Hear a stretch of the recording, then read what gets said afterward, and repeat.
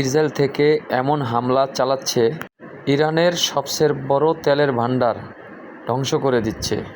তাতে ইরানের সারা শহর অন্ধকারে ঢেকে গেছে। রাতে বৃষ্টি হওয়ার কারণে বৃষ্টির ফোঁটা তেলে পরিণত হয়েছে। এতটা অন্ধকার হয়েছে ইরান, যা বলার বাহির। তবে ইরান কখনো হাল ছাড়বে না। তবুও যুদ্ধ চালিয়ে যাবে ইনশাআল্লাহ।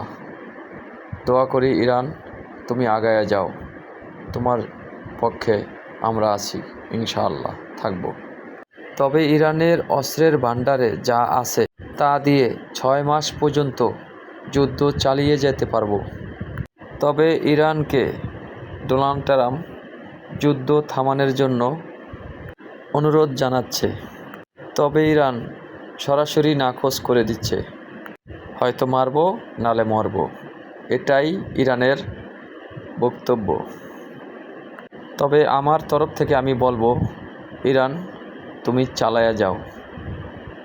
আল্লাহ তোমার সাথে আছে ইনশাআল্লাহ।